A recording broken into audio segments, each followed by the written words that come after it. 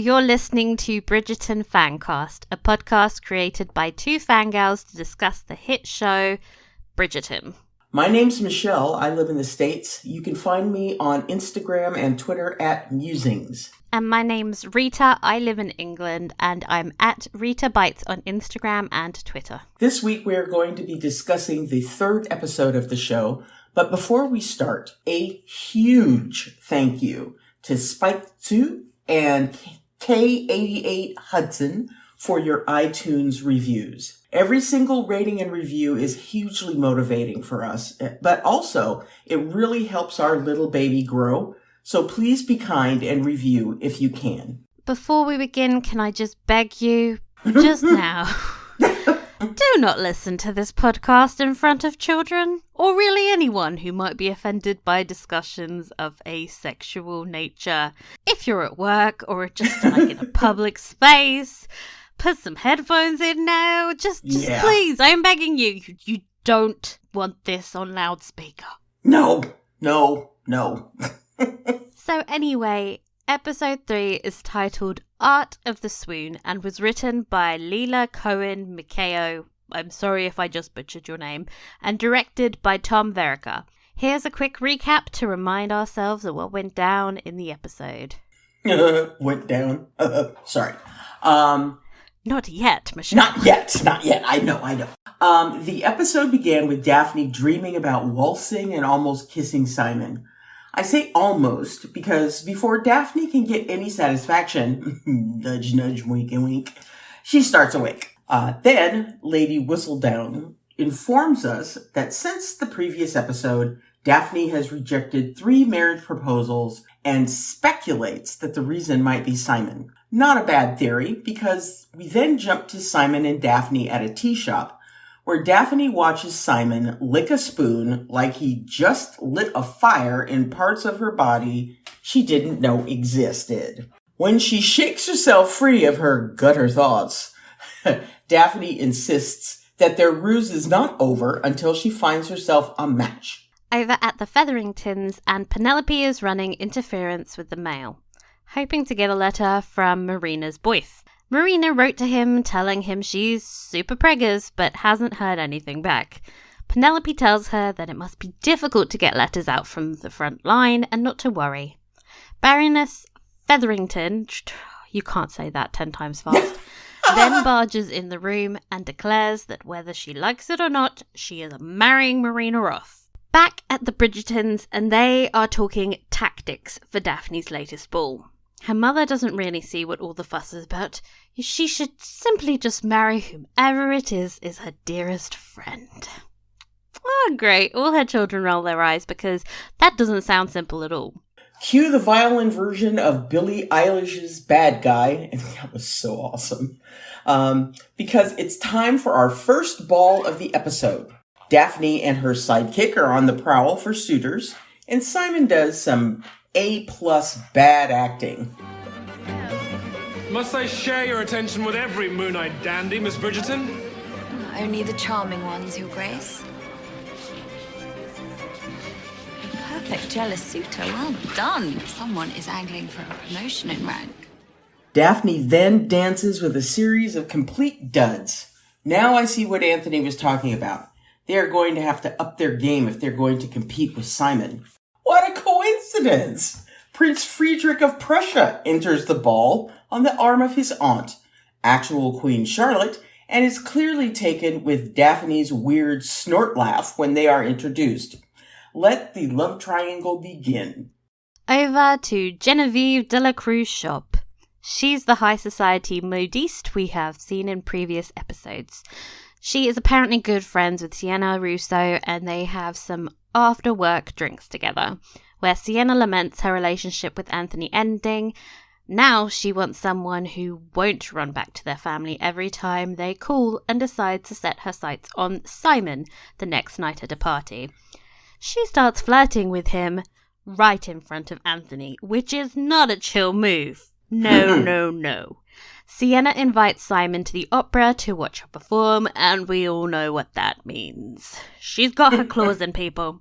Elsewhere, Daphne cannot sleep. I now assume that that's just because she's just like really way too horny.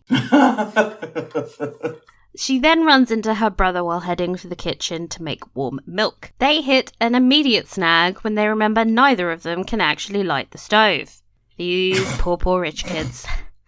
And together decide, they're just going to have some cold milk instead. It's fine. It's cool. It's totally what they wanted. She asks him why Simon will not marry. And Anthony explains his family situation and encourages her to accept that some people were just not meant to be together. He's totally not talking about himself, though. Not at all. Off to Somerset House, where the ton has gathered for the opening of a new wing of the Royal Academy's exhibition room. Baroness Featherington immediately uses this as an opportunity to put Marina in the path of any old man she can. Penelope tries to save her, but Marina is in no need of rescuing her. Her solution to this problem is just to be a bitch to these men. And, not surprisingly, this panics Baroness Featherington, who thinks that Marina doesn't quite understand the gravity of the whole being pregnant and alone in a patriarchy thing. Daphne bumps into the prince, who is clearly smitten, but she brushes him off to go pursue Simon. They do some more flirting about how clever they are to outwit everyone, including Lady Whistledown. But the conversation turns more serious as they discuss one of the paintings Simon has donated to the gallery. It was his mother's favourite. Daphne has an intense emotional reaction to it, bizarrely, and their hands slowly reach out to touch. But a loud noise starts them apart because, of course, they run back into the main gallery and find a commotion. Cressida swooned, and Prince Friedrich caught her. So romantic. Simon, having just held a girl's hand, potentially for the first time, decides against going to the opera, which I guess upset Russo, but I don't know that I care, Russo. He's got a girlfriend, okay? Lady Whistledown is at it again by implying the crown has, quote, lost its luster, end quote, because Daphne is immune to the charms of the prince. This pisses off Queen Charlotte. She wants her nephew with the diamond of the season. That means he has to marry Daphne. Over at the Bridgertons, Daphne is yet again at the pianoforte and annoying everyone by repeating the same melody over and over. I would strangle her. I really would. Anyway, then Eloise starts complaining. Daphne makes a fair point in saying that she, Eloise, can take her reading outside. A piano is rather less portable. Eloise, though, sees this as a slight against her reading at all, and we get feminist rant number 87, followed by Eloise encouraging Daphne to at least name her annoying, repetitive melody. May I suggest heavy-handed metaphor in C minor? Just an idea. Now, remember poor people. Yes, they exist here too. Baroness Bridgerton. Really? I know. Haven't seen him. Baroness Bridgerton has dragged Marina out to Cheapside to witness her future. And the quote, good hard-working people, end quote, though they might be, Marina, seriously side-eye, they're still living in squalor and miserable poverty. But does Marina listen to the Baroness when she's like, girl, where you boo now, girl? Of course not. Time to promenade. Simon and Daphne are discussing what makes a successful marriage. And then things come to a rather awkward interlude when it becomes clear that Daphne just has absolutely no idea that sex even exists. I mean, okay. Which obviously makes it kind of hard to find a suitor because she doesn't know what qualities to look for. I have some suggestions. Anyway, she begs Simon to tell her, which, is scandalous. But anyway, he obliges because, he's the sexy one, by explaining that it is the natural progression of what happens at night. Alone. In your bed. No, nothing? Okay, masturbation, Daphne. Masturbation. Say it with me now. Anyway, he gives Daphne a little handy how-to guide for orgasm. And she runs off on her merry little way to have fun. You said handy. Well done, my friend. I'm just, it's like I've been waiting all my life for these puns. Simon's awkward encounters continue on the carriage ride home when Lady Dansbury tells him that if he is not going to propose marriage to Daphne, then he better stop wasting her time with his, quote, charm, end quote. Casual reminder, there is a prince interested in her, and if she misses out on that marriage opportunity, she will be publicly humiliated. Eloise and Benedict are smoking again. Eloise again takes it upon herself to lecture her elder sibling, this time pointing out that Benedict is a rich, privileged white dude with nothing but spare time to pursue his passion for drawing. So he might as well do that instead of moping about. Hear, hear! I don't want anybody else. When I think about you, I touch myself. What a tune. Whoops, sorry, back to Daphne. She's taking matters into her own hands, so to speak, and finding out just what this whole orgasm thing is about. Hooray for the clitoris! Hooray! Intercut with her getting herself off, we have Daphne playing her pianoforte and finally completing the melody. Yada yada, joke about a climax here. The next morning, Daphne goes to meet Simon at a tea shop. He has decided he must do the dramatic pause everyone, honourable thing. He breaks off their arrangement. Daphne, devastated, asks him if this is because of yesterday, which Simon apologises for. I mean, no woman wants to hear that. I assure you, I'm quite capable of deciding the bounds of my own propriety. I thought you and I were friends. We were never friends. I do not believe there could be a more ridiculous notion than that of us ever being friends. The young lady barely out of her leading strings. You were a convenience. A diversion. A pretty one at that, but nothing more. Now that I have concluded my business in town, I shall be moving on. I suggest you do the same. He gives her the kind of tortured look you'd expect from a love interest in this exact situation, and we all swoon at the drama and the emotions of it all. Then we get dramatic running home, both of them. Yes. Flinging the doors open, Daphne crying, Simon telling his poor butler that he needs to leave England immediately. At the opera, Sienna sings a sad song. Following her performance, she asks if there is a man waiting for her expecting Simon, but instead, it's Anthony, because, of course, he begs to get back together, and she turns him down. If you're wondering why I skipped over this storyline so much when I wrote this recap, it's because this is going nowhere. Nowhere. Back to Penelope checking the mail again, but this time a letter has arrived, and it's super authentic because it has the words Spain written on it in capital letters. Marina reads the letter and is devastated when her baby daddy says he wants nothing to do with her or her situation. Marina sobs uncontrollably. Meanwhile, downstairs, Baroness Featherington and her lady's maid rejoice that their efforts were not in vain. What does that mean, you ask? Flashback to them forging the letter. So they are responsible for that ridiculous Spain stamp. And I've got to say, the first time I watched it, I immediately giggled at the Spain stamp. And now I'm like, oh, they knew what they were doing. Okay, so we're at the Modiste again. Daphne is getting a dress fitted when Cressida's mother interrupts to gossip with Violet about how fortunate her Cressida is that Daphne didn't take an interest in the prince, which might as well be a challenge to Daphne to go after him, which she of course does. Downstairs at the Bridgertons, Anthony is working in his study when his mother walks in with an actual list of eligible women he could marry, like an actual list. She is insane. She then proceeds to make very unsubtle hints about Anthony running out of time, which I'm sure made all book readers such as myself in the audience collectively cringe at her triggering her own son. But that is for season 2. Oh. That's some setup. All right. Another ball at another former Poldark location. Marina makes her big entrance back into society and again is a hit with the London Beaux.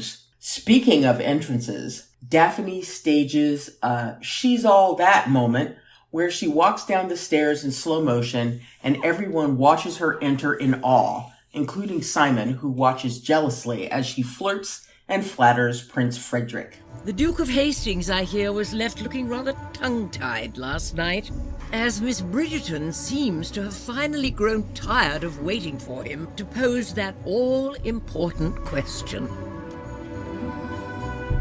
Or perhaps the young miss has simply traded up. Surprising? Quite. Unreasonable? Of course not. After all, why settle for a duke when one can have a prince? I mean, boy, you literally asked for it. The end. Play stupid games, get stupid prizes, you know? Yes, yes indeed. Okay, so let's talk about the various different storylines. There were so many. I felt like I was being crushed by them this week. It's amazing how many they can pack into an episode. Insane. So the big entrance of Prince Friedrich. How do you feel about him as a love rival? You know, I suppose. I mean, first of all, he doesn't do anything for me. But when you have Simon, who, you know, just by simply walking into a room can make one's heart flutter, you know, not to mention his art of the spoon. We'll just put it that way. You know, I knew that they had to have someone who would be of superior rank to wind up coming in to be, you know, like a major catch for Daphne. So, you know, I figure, yeah, of course we're going to have someone like that. I've got to say that technically as a foreign prince, he's about level in terms of rank. If he was a royal prince of the English throne, like, you'd have a point. But a foreign prince is, like, lower down the rung. Oh. That's why, like, dukes are pretty spectacular. That's why when Prince William and Harry married, they went from being princes to dukes. Like, this is some top level. Ah. You know? Okay. I just thought it was just, you know, like a added, you know, title-y thing. Prince Friedrich was an actual real person. Prince Friedrich Wilhelm Ludwig of Prussia. He was born in Berlin in 1794, making him just 9 years old when this show was set. So, you know, right off the bat, not the most historically accurate edition. We're verging into some illegal territory. Yeah. He famously almost married Princess Charlotte of Wales. She was the only child of actual Prinny, the Prince Regent, who I actually want to see on the show. He was Mad King Charles and Queen Charlotte's oldest son, so they were her grandparents. She actually eventually married Leopold of Saxe-Coburg-Saalfeld. After a year and a half of a happy marriage, Charlotte died after delivering a stillborn son. If you watch the TV show Victoria, then you heard this backstory in season 1 when Uncle Leopold came to visit, and it's sad face. Yeah. Another storyline, I guess, is Daphne's burgeoning sexuality. Oh, wow. Yeah. The conversation that Simon has with her, where Daphne gets her groove back. Yeah. Oh my God. I was thinking to myself, this would never happen. This would never happen. This would never happen. This would never happen. It would. And it wouldn't. It would. You think? Yes. You think? I think. I can't even relate to this because it's so far removed from post-sexual liberation times. But, like, it wasn't that long ago that women were convinced they could get pregnant from, like, holding hands and kissing. Like, you when you have that level of ignorance, it's like, yeah, like she can't even imagine like what could happen. Like it's like not even. Yeah. I just don't like when he's like at night. I was like, oh, she's gonna. No, nothing was happening there. There was like no spark of recognition. I was so upset for her.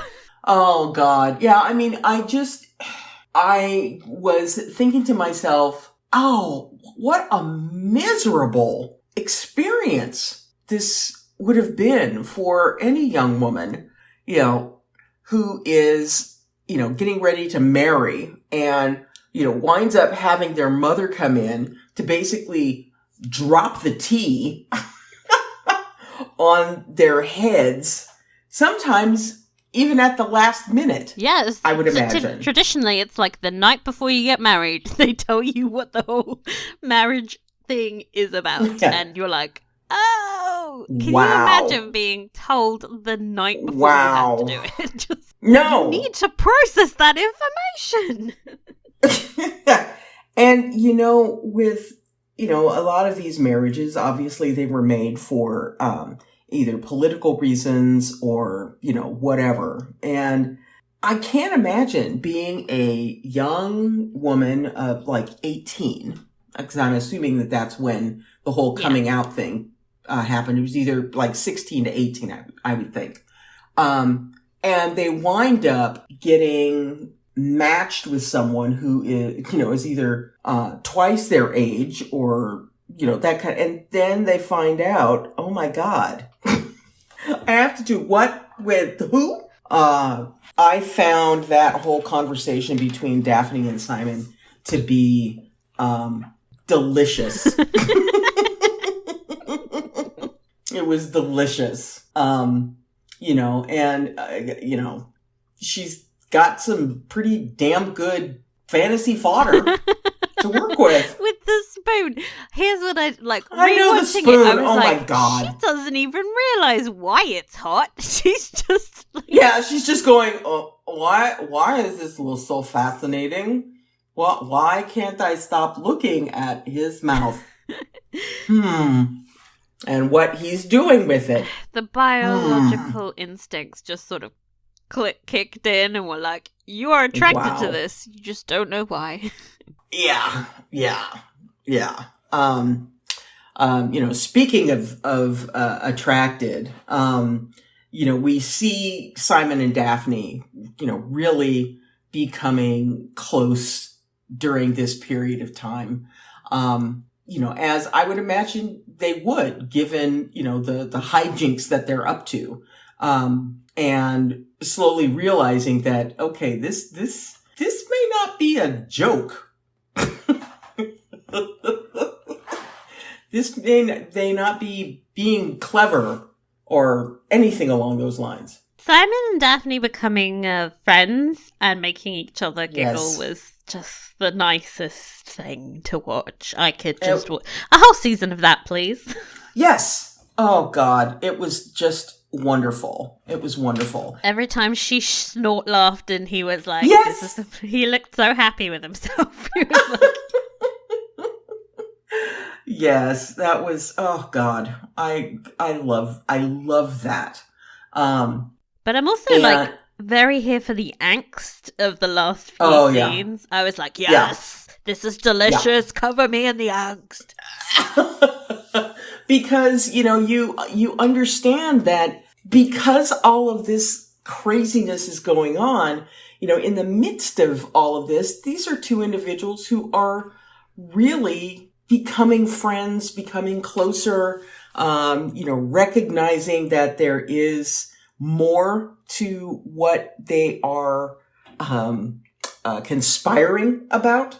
And, the fact that, this is going to be painful for both of them. And I loved, your depiction of, them both running off in their, respective directions. Because that's exactly what it was. I have to leave London immediately. It's so dramatic. I love, these are very young people having essentially, an adolescent reaction to first love. I know. It's really bizarre. He's a freaking Duke, but he's like, oh my god, I've got to break up with her.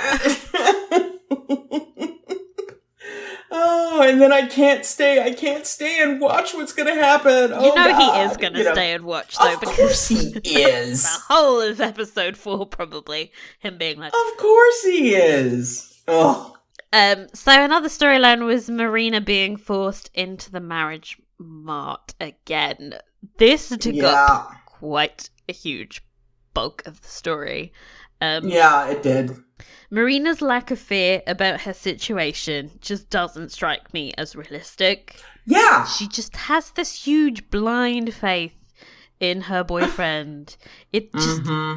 It's very Disney princessy, you know? I think if she was more well-rounded and, like, flawed and actually was like, oh, wait, maybe he's going to abandon me, I would like her more. Yeah. At the moment, she's very Mary Sue, and she's like, I believe in true love, overcoming all, and it doesn't matter that we're going to be starving. It's going to be great. We will have our love to keep us warm.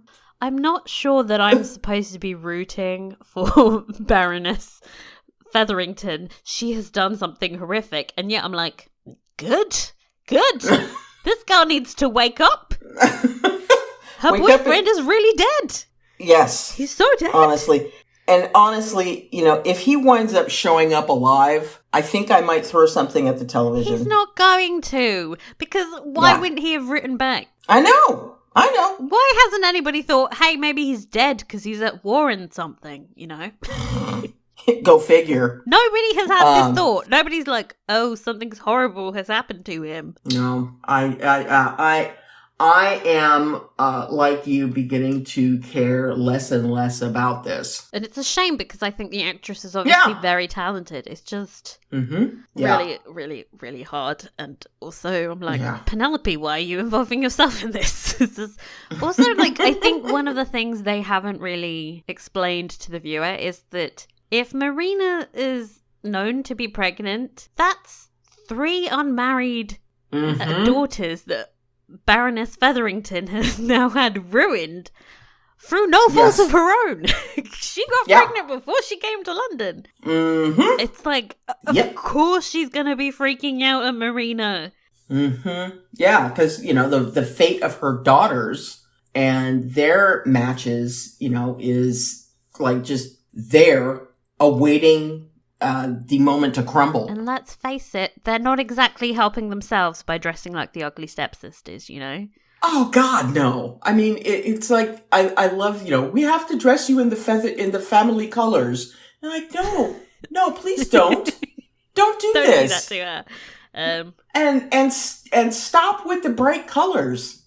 I mean, I love the colors that they're wearing because I love bright, bold colors, but you can obviously see that they all stand out from the other young ladies in the ton who are all dressed in like pastels and white and all of that. And then you get these peacocks showing up. Though I don't see much of a distinguishment between like the Featheringtons and Cressida, Cressida's hair. We need to talk about Cressida's hair. Oh, yeah. It looked like she basket weave on her head. Basket on top of her head. Yeah. It's a basket. I was waiting to see a bird fly out of it.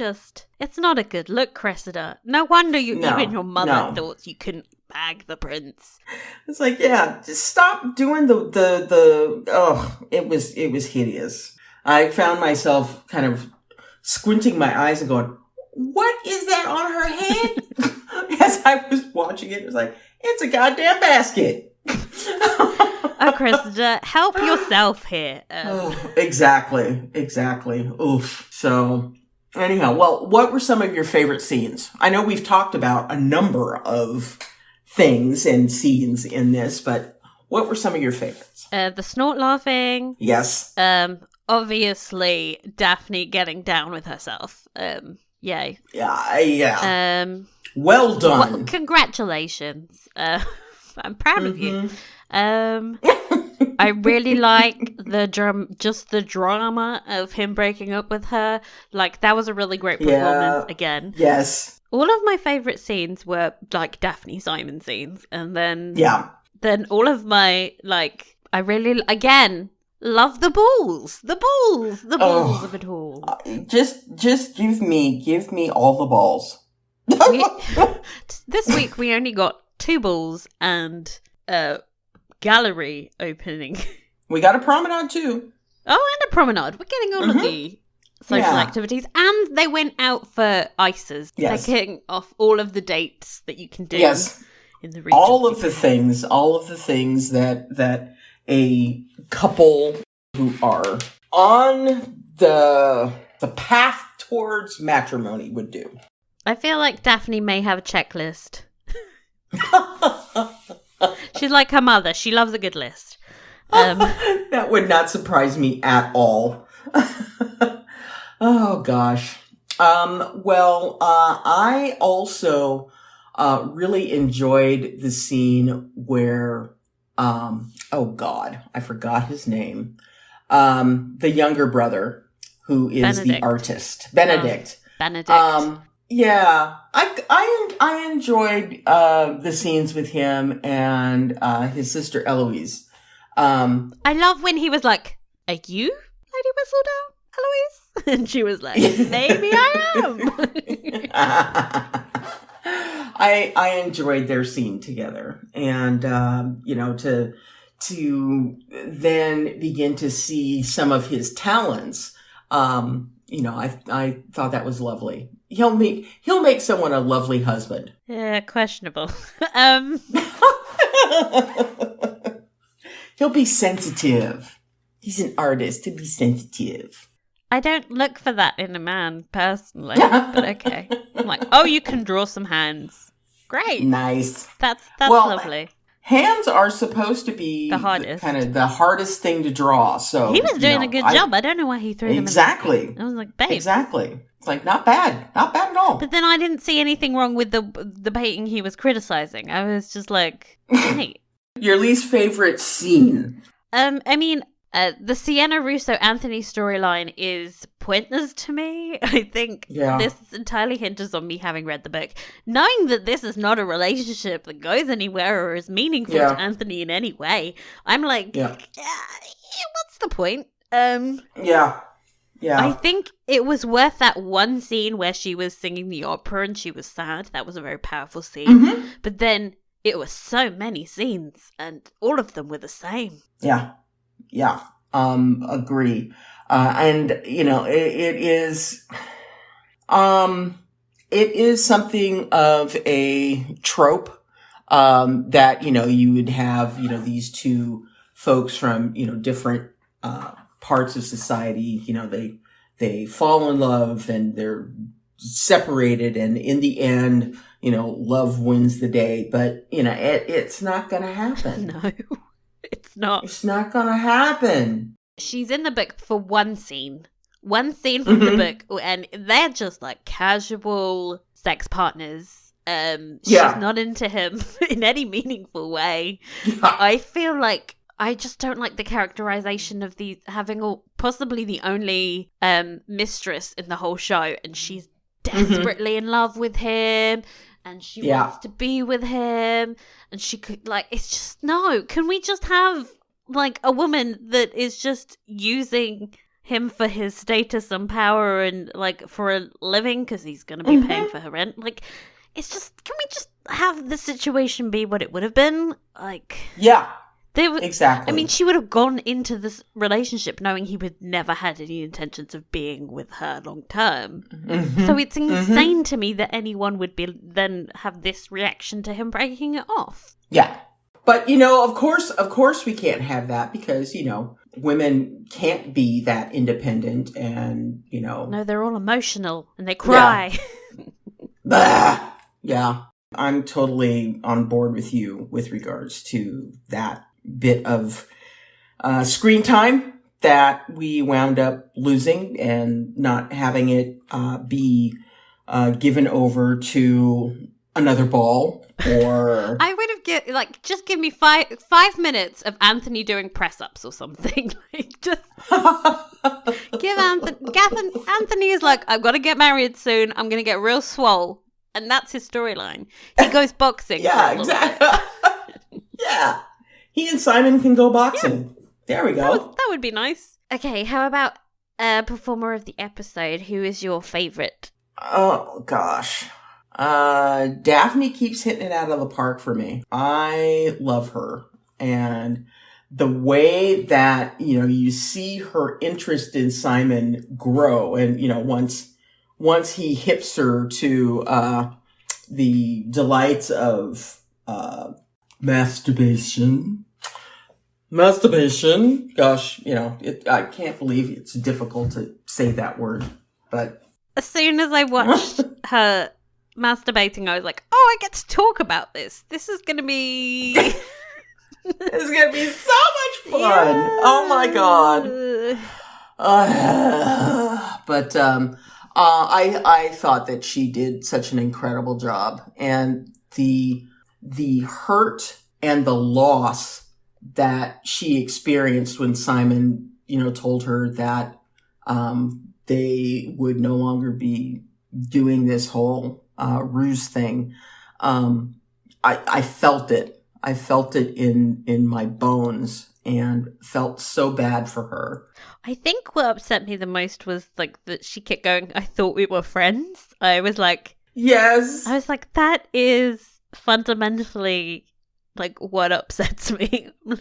Yeah. It's a betrayal of their friendship to act like there was like nothing there. I was so upset. Yeah. And the fact that her mom says that she should marry her best friend, well, it's like, here is this gentleman who's becoming her friend, has become her friend, and now it's over. It was heartbreaking. It was just heartbreaking. How about you? My performer of the week was also Phoebe Denver. Mm-hmm. I'm gonna say that Denver. I hope that was right. Just. Yeah. We'll get it right by the end of this thing. You know that, folks. It has to. I just like, why are you putting a Y at the front? In general, I think all of her scenes were like really sensitively done. It didn't feel like tawdry or exploitative in any way. Yeah, and. It was like just really powerful watching her pleasure herself.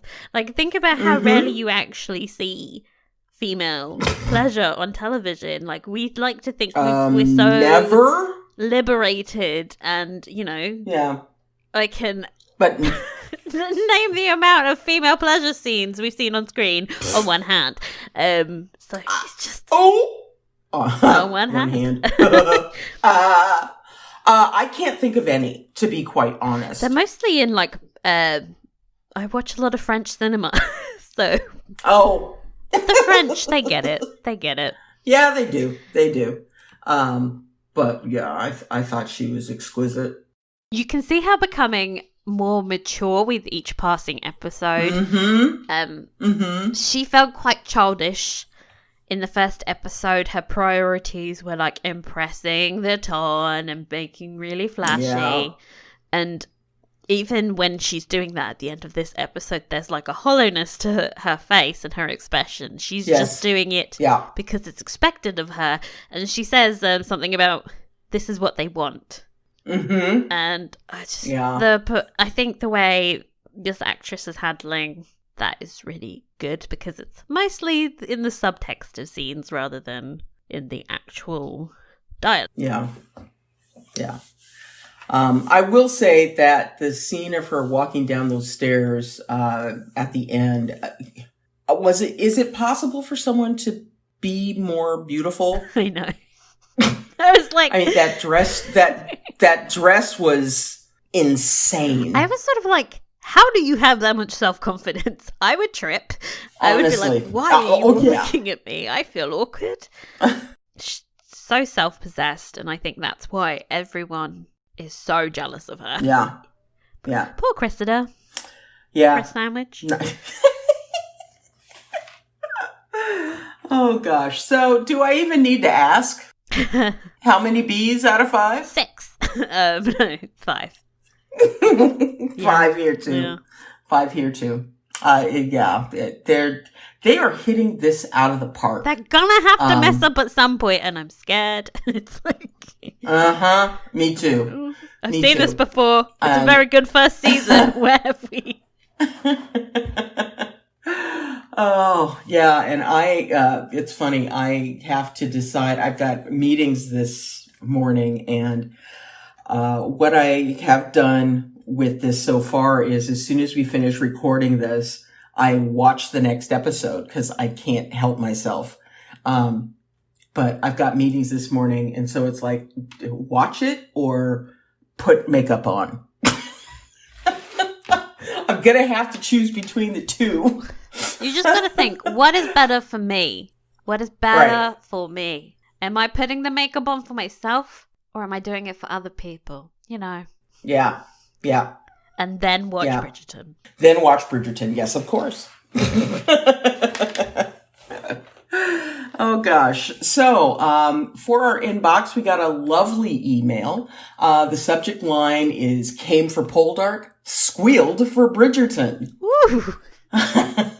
I found you amazing ladies when I was searching for a Poldark podcast a couple years ago, and yours was the best. Smiley face. I mean, we're the only ones for a while. So. I know. Then you did North and South, and my love for you was solidified. However, I confess that I got distracted by other things, my yearly audiobook binge of Harry Potter, and so I didn't know anything about Bridgerton until the Netflix trailer dropped. I immediately added it to my queue and ended up binging the entire show Christmas night. I have since watched it through several times. I'm so jealous. I even cracked and got the books and have made it through the first 2. So, suffice to say, we are at my body is ready obsession levels. Yep. Gotcha. So with you. So I went in search of a podcast and found myself rather disappointed in the pickings. Then I stumbled across your podcast in my feed. There's a lot. It's easy to get lost. And literally squealed out loud at seeing that you were doing a podcast. So here I am, ready to go on this journey with you, my podcast queens. I find this all terribly laughable.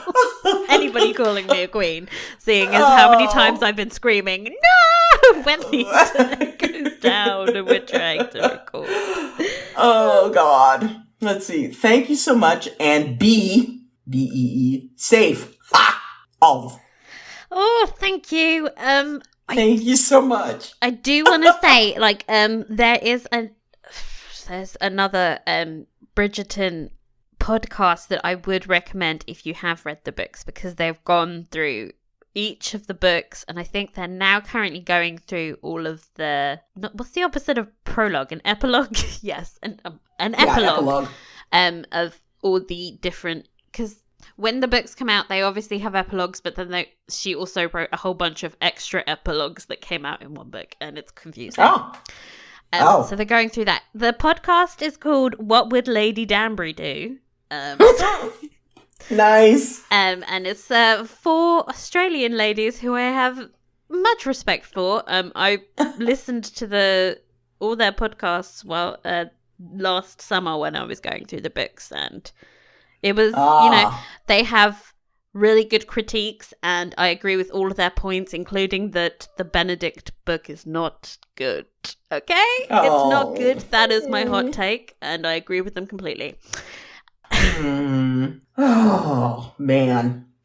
Well, I will check that. I'll definitely check that out. It's very difficult not getting the book right now. How many episodes are there in this? 8? Yes. Okay. We're halfway through next week. We're halfway through. We're halfway through. Yes, we're halfway through. We're going to be like, I wish this show was longer. Just like 2 more episodes time, we're going to be lamenting that they can't possibly fit everything they need to fit in. True enough. So what is happening in our next episode? Okay, so the episode is called An Affair of Honor. Ooh. And the episode description reads as follows. Daphne receives a stunning gift from Prince Friedrich, but soon courts scandal at a ball. Oh, Daphne. Eloise searches for Lady Whistledown's identity. Oh my god. Oh, Eloise, I thought you were Lady Whistledown. Yes. Speaking of, who do you think is Lady Whistledown right now? I still think that it's Lady Danbury. She has been rather quiet recently. Mm-hmm. But then why would she be egging the Queen on? Yeah. This just goes against all of her plans. Yeah. Unless she thinks it can make Simon jealous, and then that will make him propose. Actually, this all fits now. Okay. She's playing mental chess. Oh, gosh. How about you? Who do you think it is? I know who it is. Oh, well, okay. You know who it is. Well, if you didn't know who it was. I mean, at this point in the story, I can tell you who I thought it was back then. Okay. I thought it was Eloise. So I really thought it was Eloise. That would be pretty cool. Yeah. I mean, Eloise, fits perfectly. Yeah. There's even scenes in the book where people are like, oh, you have ink stains on your hands, Eloise. And I'm like... So what are you looking forward to in next week's episode that I suppose you can watch today? Oh, yeah. They give us such little crumbs of information in their descriptions. I think I am looking forward to finding out what Eloise finds out regarding Lady Whistledown's identity, because I think that is going to be an interesting storyline that they do, and I think the actress that plays Eloise will do a great job with it. This week I learned that she is 33. What? I was like, she's older than me. That's what? making me feel bad about my skincare routine. Oh my gosh. That's just not fair. It's not. Oh. This is a really great use of Eloise, because I think having her just do feminist rants every episode is getting it's getting boring. Yeah. Yeah. This week when she was like, oh, I can't even read now, can I? I was like, okay. Okay, we get it. We get it. We know you want to do something with your mind. Use it to find Lady Whistledown. Yes. Go for it. And the whole scandal at a ball thing sounds fun. Mm-hmm. Because I'm very interested in finding out what happens with that. Well. Okay. No makeup today. Sorry. Yeah. The problem is that you're going to watch it while I'm editing the episode, and you're going to be like, it's great. And oh, gosh. We were in a position where you will know more than I will, and that hurts me because I enjoy having this knowledge of the book over you. I get so much self-esteem from it. I think that's it. Yep, that's it, guys. From us this time. We'll be back next week recapping and discussing the 4th episode. Until then, follow us on social media. We are at Bridgerton Fancast on Twitter, Instagram, and Facebook. You can email us at bridgertonfancast@gmail.com or go to our message page on Tumblr. And remember to subscribe, rate, and review because, like we said earlier, it really helps us reach a larger audience. Thank you all so much for listening, and we'll see you soon. Bye-bye. Masturbate.